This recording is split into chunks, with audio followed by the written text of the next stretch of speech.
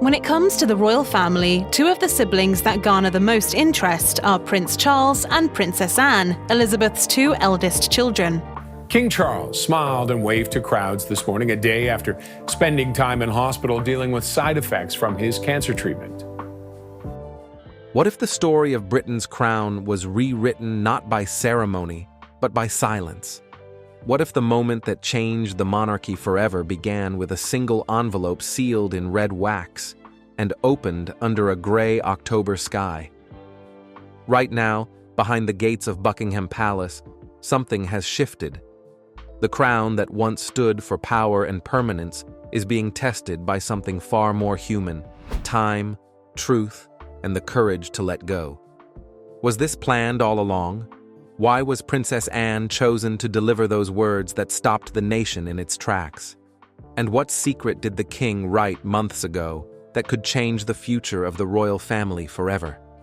Stay with me, because what unfolded inside those marble halls isn't just another royal headline. It's the quiet turning of a page in history, one that shows even kings must face the question no one wants to ask. When is it time to pass the crown? When the crown fell silent. It had been only 3 minutes since the palace gates opened, but the entire country seemed to hold its breath. The sound of cameras filled the air like a heartbeat, echoing against the black iron gates of Buckingham Palace. From the marble steps, Princess Anne faced the press beneath a pale October sky and delivered the words no one wanted to hear. His Majesty's condition has worsened. Medical supervision is now constant. Buckingham Palace has said King Charles spent a short period of time in hospital today after experiencing the temporary side effects of his cancer treatment. Her voice stayed calm, but her eyes, those unmistakable Windsor eyes, told a deeper truth. On October 15th, 2025, at exactly 3 p.m., everything changed. Britain's long-held idea of stability, of monarchy as a symbol of endurance, suddenly felt fragile. The crowd froze in silence. Only the clicking of cameras continued.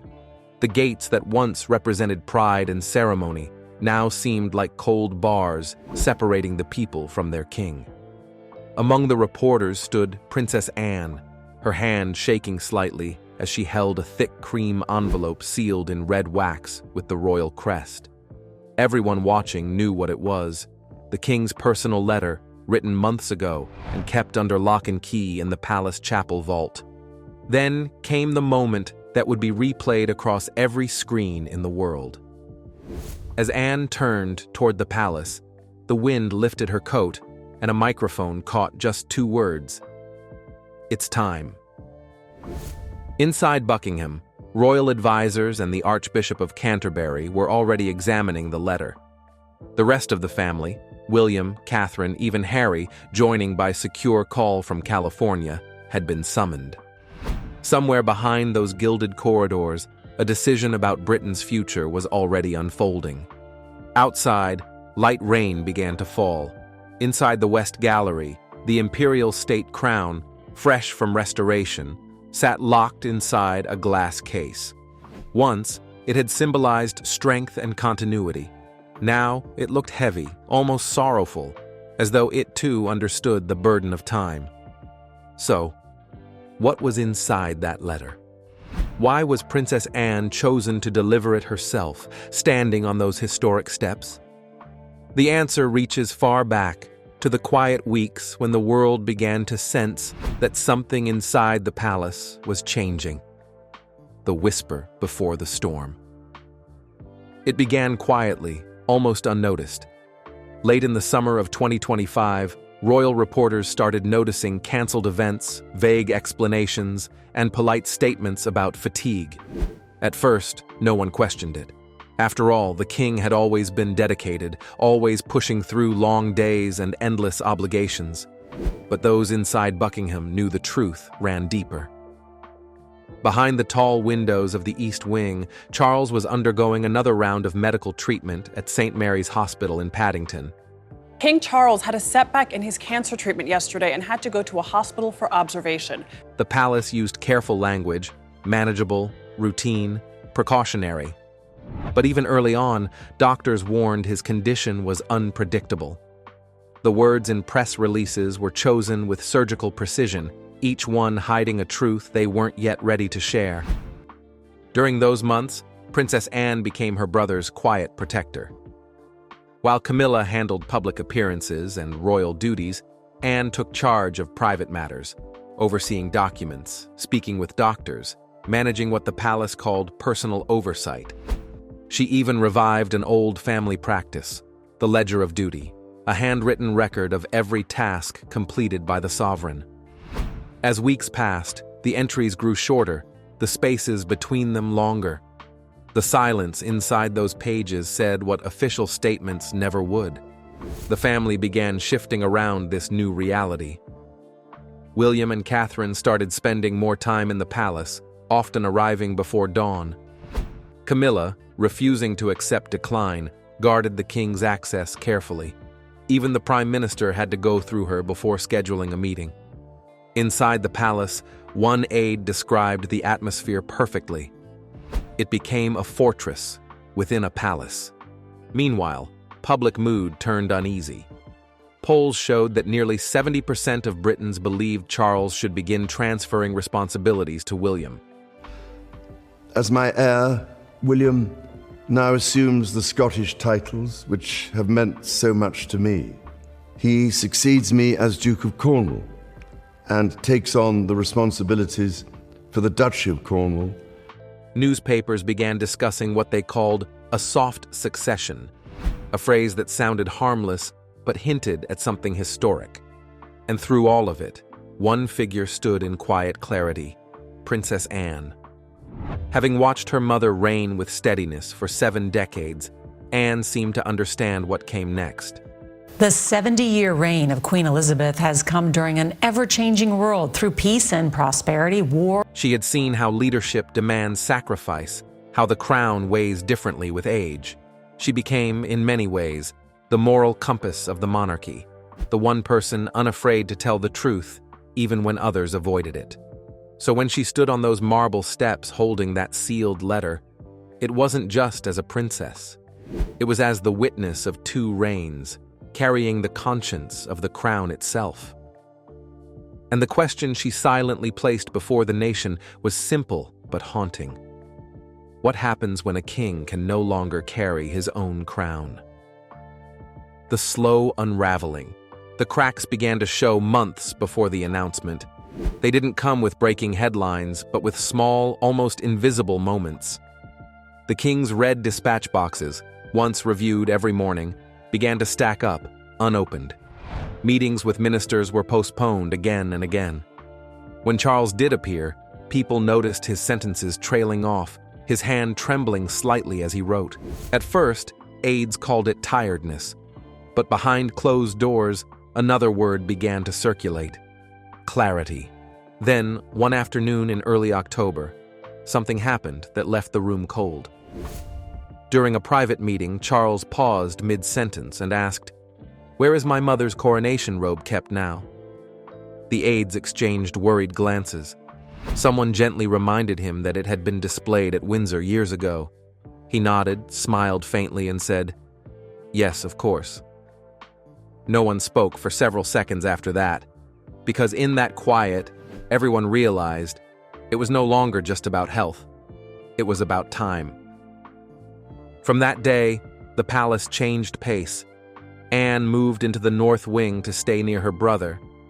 Camilla continued to appear in public, keeping up the image of normality. But behind the scenes, Anne began working with royal doctors and constitutional advisors. They all knew what was approaching.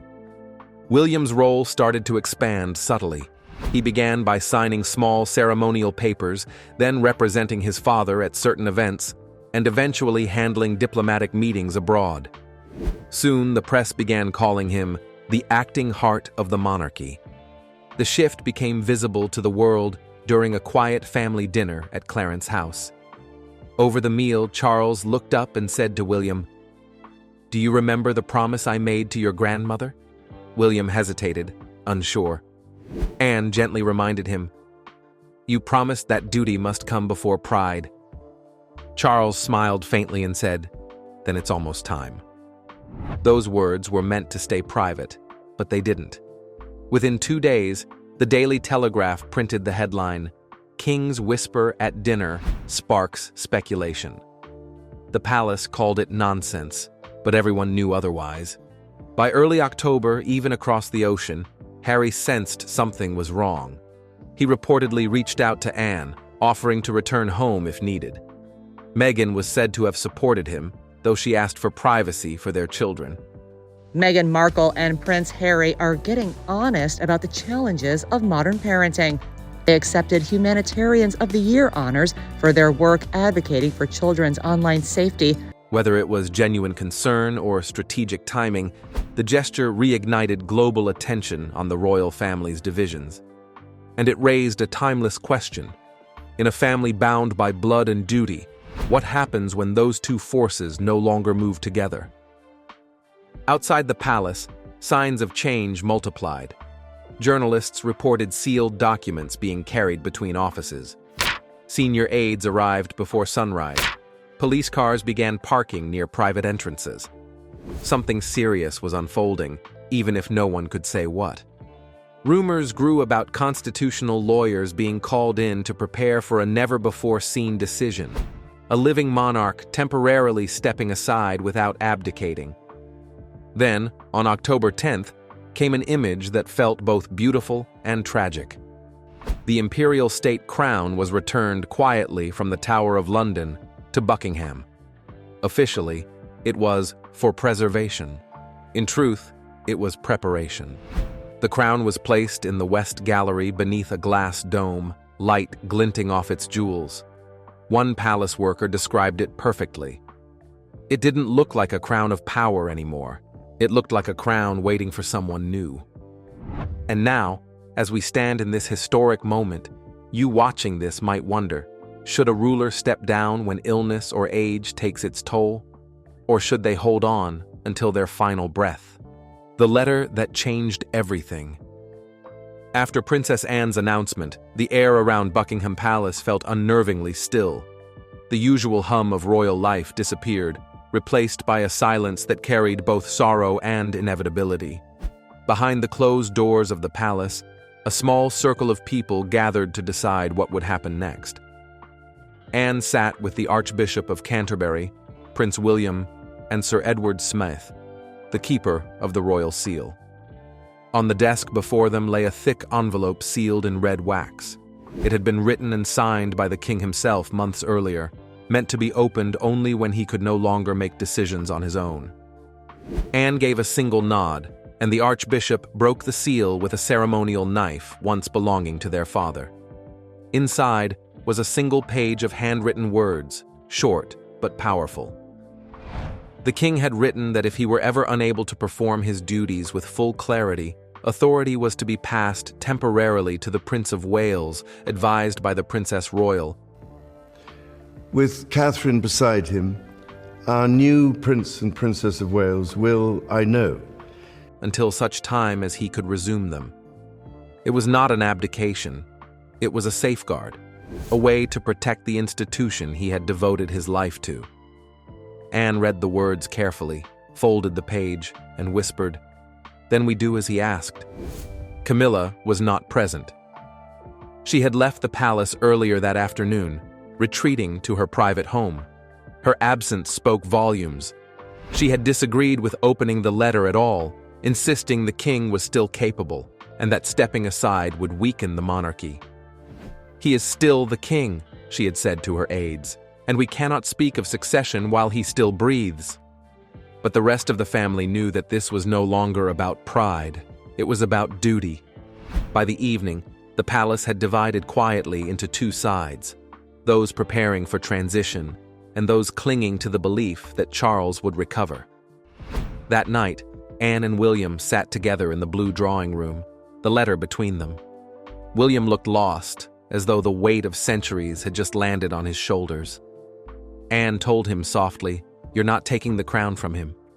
You're keeping it safe until he can carry it again." William nodded slowly. "Then we'll do this quietly," he said, with respect. The following morning, Lawyers and senior officials began drafting the necessary documents. What they were creating was unlike anything before, a living monarch temporarily stepping aside without giving up the throne. Security tightened around the palace, and communication with the outside world was limited. But even the thickest walls couldn't hold back the rumors. Within hours, whispers began to spread through the press. Some claimed the king had signed a full abdication. Others said he had fallen into a coma. None of it was true, but the confusion was unstoppable. Inside, the king's health seemed to fluctuate.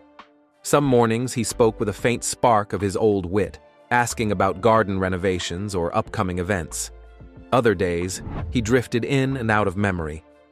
Once, when Anne entered his room, he mistook her for their mother and said softly, "We should go to Balmoral soon."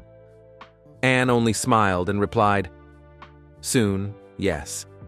It was a small moment, but one that broke her heart. Meanwhile, Harry reached out from California. He called his aunt directly, offering to fly back if needed. Meghan, ever careful with public perception, published a short message online about family and empathy in uncertain times. It was subtle, but everyone understood what she meant. The public once again turned its gaze toward the fractured family, wondering whether this moment might finally bring them closer or push them further apart. By late afternoon, the palace chapel lights glowed through the windows. Inside, Anne, William, and the Archbishop met again. The king was too weak to attend, but his doctors stood nearby.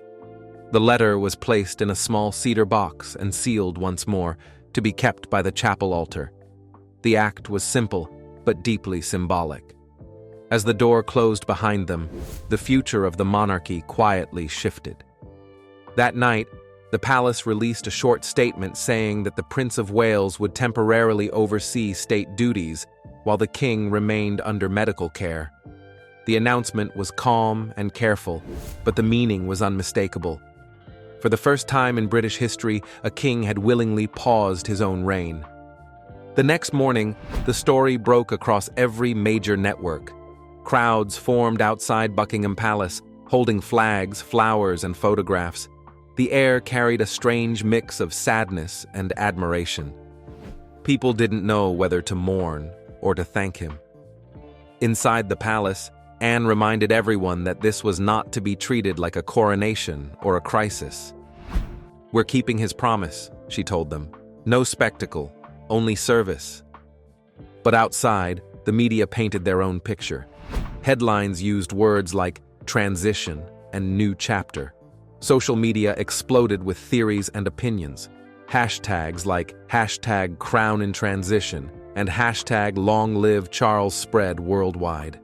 Then came Camilla's unexpected video message. Speaking calmly but firmly, she declared, "My husband remains the king. He has not abdicated, and his crown remains his." Though she never mentioned William or Anne directly, everyone knew the message was aimed at them. It caused division across the country. Some praised her loyalty, others accused her of denying reality. Inside, William faced his first meeting with senior ministers. He spoke briefly, assuring them that nothing in the structure of government had changed. "My father is still the sovereign," he said, "but we are following his wishes to maintain stability." His tone was steady, his expression serious. Those in the room later said he spoke not as a prince, but as a man who understood the weight of leadership. That night, as rain began to fall again, William walked through the palace halls alone. When he passed the glass case holding the imperial state crown, he paused and stared at it for a moment. "It feels heavier now," he murmured, half to himself. For centuries, that crown had represented continuity. Now it seemed to represent something else entirely: sacrifice. The following days were filled with quiet adjustments. Anne oversaw correspondence, William handled state papers, and Catherine carried out her scheduled appearances with calm composure. The Queen Consort withdrew from public view, avoiding further conflict. Inside the palace, Life moved slowly but deliberately, as though everyone was learning a new rhythm. Public sentiment softened. Polls showed strong support for William's temporary leadership. Newspapers praised the family's honesty and grace. Even critics admitted that the decision had prevented potential chaos. Around the world, leaders spoke respectfully, calling it a modern act of wisdom. The Vatican described it as a gesture of humility. The king's health stabilized somewhat, though he remained out of sight. He spent his mornings reading letters sent by ordinary citizens. Many expressed love, respect, and gratitude. One note from a schoolteacher read, "Thank you for showing us that strength isn't about holding on. It's about knowing when to share the burden." Those words reportedly stayed by his bedside. In the weeks that followed, the tension around the palace began to ease. Anne continued her duties with quiet precision, serving as the bridge between past and future. William maintained a careful balance, stepping forward without overshadowing his father. Catherine's calm presence reassured the public, her kindness reminding everyone that grace could be as powerful as authority. The world slowly accepted this new kind of monarchy, a family not defined by perfection, but by humanity. Historians called it the gentle transition, the moment when the crown proved it could bend without breaking. As October drew to a close, London returned to its usual rhythm. The crowds thinned, the cameras faded, and the palace once again became just a grand old house with light in its windows. Inside, the king now spent his days listening to music and writing letters in his study. His voice was softer, his movements slower, but his spirit remained steady. One afternoon, he turned to Anne and asked quietly, "Do you think they'll remember me kindly?" She smiled and said, "They'll remember your kindness." And maybe that was the real lesson all along, that power means little without compassion, and that true leadership isn't always about holding on. Sometimes, it's about knowing when to let go. The crown still rested in its glass case, shining faintly under the golden light. It was no longer a symbol of burden, but of balance, of a family and a nation that had learned to move forward together. And though the king's voice had grown softer, it still carried across the palace in gentle words that would define his legacy. Service never ends, it simply changes hands.